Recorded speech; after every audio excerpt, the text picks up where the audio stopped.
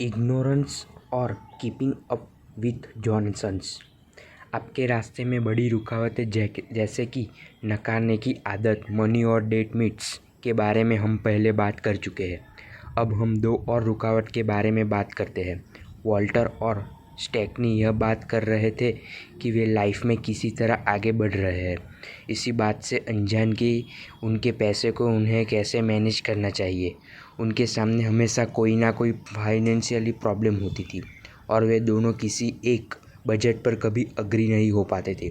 फिर एक दिन वॉल्टर और स्टेफनी को द डेव रामसे शो के बारे में पता चला और वे उस शो के फ़ैन बन गए थे। उन्होंने सबसे पहले साथ मिलकर एक बजट तैयार किया।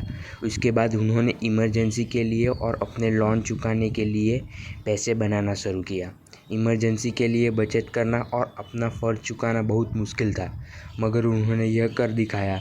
उन्हें बहुत खुशी हुई कि उन्होंने इतने पैसे बचा लिए, क्योंकि एक दिन वॉल्टर अपनी जॉब खो बैठे थे। अगर उनके पास इमरजेंसी के लिए पैसे ना होते या फिर अभी भी उनके ऊपर लोन का भार होता, तो उनके पास शांत होकर अगले स्टेप के बारे में सोचने का समय नहीं होता। हम पैदा से ही अनपढ़ होते हैं और यह हमारी चौथी रुकावट है। हमें कोई आइडिया नहीं होता कि गाड़ी कैसे चलाना है, पढ़ना लिखना कैसे है वगैरह। हम ये सब चीज़ बड़े होते होते सीखते हैं। जैसे पढ़ना लिखना सीखना ज़रूरी है, उसी तरह हमने फाइनेंस को मैनेज करना भी ज़रूरी है। यह चीज़ स्कूल में नहीं सिखाई जाती। हमें स्कूल में सिखाया जाता है कि पैसे कैसे कमाएं, लेकिन एक बार उसे कमाने के बाद हमें यह आइडिया ही नहीं होता कि हम उसे मैनेज कैसे करें। Keeping up with the Johnsons शब्दों में उनका मतलब समझो तो यह होगा कि हम हमेशा दूसरों के इम्प्रेस करना चाहते हैं।